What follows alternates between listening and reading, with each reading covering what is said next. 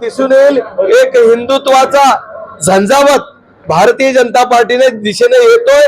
दुसरीकडे उद्धव ठाकरेंनी जो प्रवेश घेतला रशीद मामूचा, ज्याने धार्मिक दंगलीमध्ये सर्व जाती जाती धर्मामध्ये दंगली घडवण्याचं काम केलं, अशा माजी महापौर रशीद मामूचा प्रवेश आणि इकडे हिंदुत्वाचा झंझावत असणारा मनोज गांगवे याचा प्रवेश, याच्याहून कळून घ्या भारतीय जनता पार्टीने महाराष्ट्रामध्ये सर्व प्रकारे विश्वासार्हता जिंकलेली आहे।